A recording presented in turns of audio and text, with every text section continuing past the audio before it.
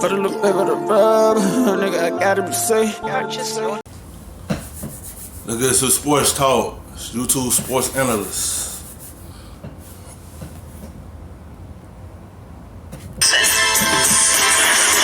First time meeting LeBron? Yeah, I didn't really meet him, but yeah, it's first time. Yeah. You're probably rarely ever starstruck. Is it different with a guy like LeBron? It's crazy for me just because, I mean, he's like Michael Jordan to, kids my age. So, getting to watch him up close and then him, acknowledging me at the end was pretty dope. What do you say? He just dapped me up. Yeah, it's kind of understood. That's awesome. That's great response from LeBron. So LeBron saw the clip of Kyler, posted this on Twitter. No need for words. What's known don't need to be said, young king. Come on, how cool is that? Kyler was 6 years old when LeBron made his debut with the Cleveland Cavaliers in 2003. It's unbelievable. And that's got to be, for Kyler, all-timer. And it's one of those things where you become a professional athlete. You become a part of a fraternity, whether it's, whether your sport or not. And for LeBron to acknowledge Kyler, I think that is one of those, you have arrived type of moments. Sitting courtside, he doesn't need him, but he got it. super cool. Very nice. All right, time for stories to start your morning, sponsored by Ram Trucks, built to serve. Sticking with LeBron, Lakers hosting the Warriors last night. Anthony Davis out. LeBron carried the load. The King finished with 23, 6, and 12. Lakers win 120-94. Nick, how'd LeBron look last night? He looked great. I expected LeBron to take on a larger load scoring for two reasons. One, no Anthony Davis. Two, he's always going to have something a little extra dandy for the Warriors because of what was once a great rivalry between he and the Warriors, even if they are no longer those Warriors. And so, listen, the Lakers, the only thing that could have happened in this game for them would have been bad things. A loss, an injury.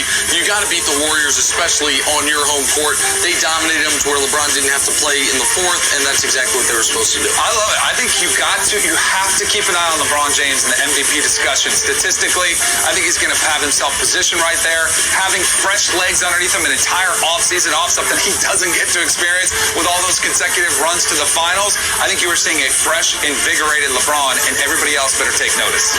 All right, on to Thursday Night Football on Fox. Steelers riding a 4-game win streak into Cleveland, where the 3-6 Browns are now actually hoping to start their playoff run. Nick, who's got the edge tonight? Oddly, I actually think Pittsburgh has the edge, but I think the Browns are going to win. And you might say that doesn't make a lot of sense. This feels to me like a game where Pittsburgh they are not a good enough team to stay as hot as they have been. This is a bit of a back-down-to-earth game for them. And for Cleveland, it might be a bit of a false hope game for them. Cleveland also finally got a home victory. I think they followed up with another home victory with what will be their best win of the year. No disrespect to Buffalo, but beating Pittsburgh in this situation on a short week be the best one. I think they do it. There's no doubt what Mike Tomlin has done with the Steelers team, which really, you lose Ben, and you're looking at, and then you lose Mason Rudolph, and you're down to a third quarterback. You make the trade for Minka Fitzpatrick. It really is a credit to how, the Steelers have overperformed relative to what they've been given. Exactly the opposite of the Browns. I just feel like the Browns are at a point in their season where they are going to get things figured out. You've already saw a glimpse of it. Turnovers are down. Penalties are down. They've started to play better football, which gives me the slight edge to the Browns. If the Steelers win tonight, Mike Tomlin takes the lead for Coach of the Year. He absolutely should. Absolutely. All right, on to the Panthers now. Carolina used their first overall pick on Cam Newton back in 2011, and the hope then was that he'd hoist multiple Lombardi trophies. But 9 seasons later, there's no hardware on the shelf, and Cam is banged up. So it appears as if the Cam Newton era in Carolina has come to a close. Cam is reportedly open to being traded this offseason and would welcome being shipped to the Bears. Nick, can Cam still be a franchise quarterback somewhere? If healthy, absolutely yes. And I'd be very happy for Cam if he did go to the Bears.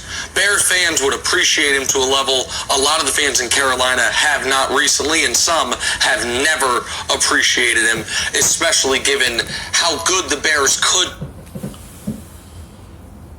If the Bears pick him up, that's a good pickup for them.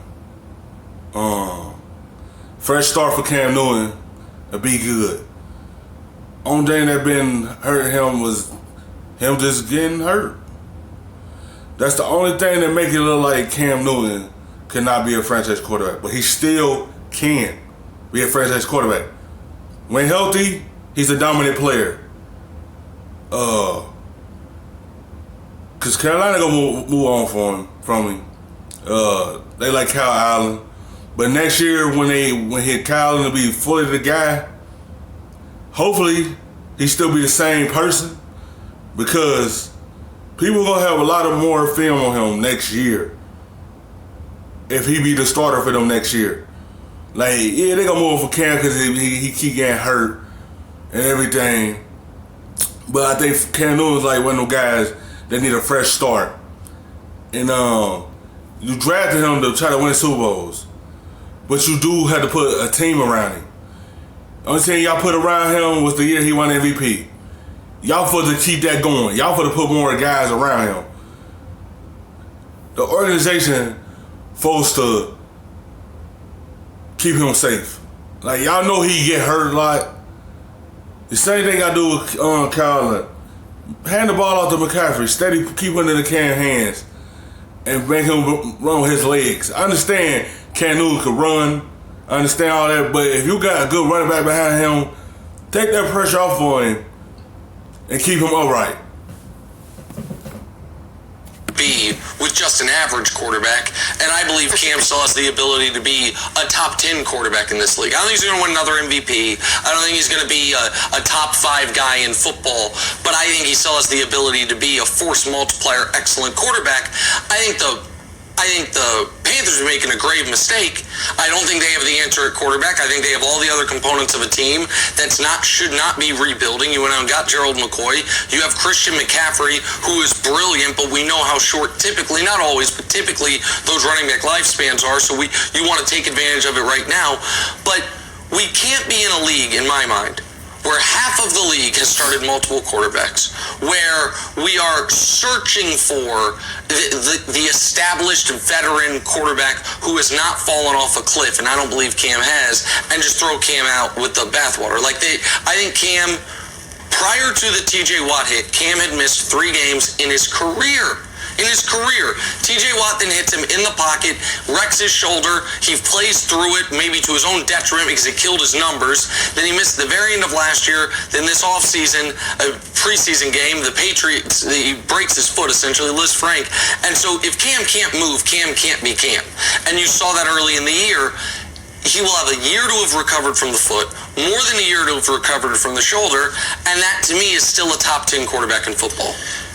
Yeah, well, here's the problem, though. Cam Newton, what made him special that MVP season was his ability to run the football. Was in short yardage situations, 3rd and 4th down, they were almost unstoppable. The best short yardage back in football. Right, and I don't know if you're getting that anymore with Cam Newton because of the injuries that have come into play. Now, if you go out there, let's say you're the Bears, and you bring him in there, and Matt Nagy says, well, we'll roll the dice, we're going to still use him that way. I do think the injuries have to come into play, and it does become concerning, especially when you look at the Carolina Panthers. Remember, there was the play they ran to Christian McCaffrey, and they were on the yard. That's why this year, get him fresh and ready to go. That's what maybe he need. He probably needs some rest and let his body heal, because he took a beating since 2011. He did not have a line that he was getting him killed. Before he got hurt, that game against the Buccaneers, the offensive line could protect him for nothing. He was in the backfield getting hit after hit after hit. It's like, you gotta protect your franchise quarterback. Like, I know he deal with injuries, but that's the first thing you have to do, is protect him. And they haven't done that. But it's good to have an extra year off to get your body healed.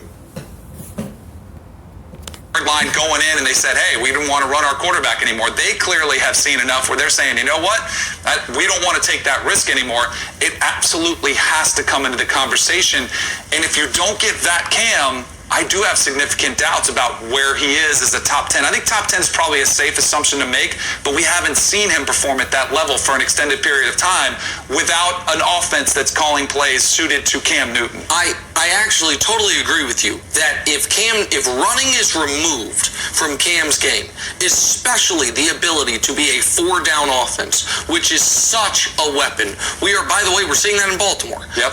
John Harbaugh gets it, he gets the numbers, he gets the advantage, and as long as the rest of the league is still going to be caveman football, and it's like, man, it's 4th and 1.5, we got to punt, then having a team that is built where you can go for it on 4th down, which I feel like if he go to Chicago, the plays Matt Nagy run, it fits Cam Newton's skill sets.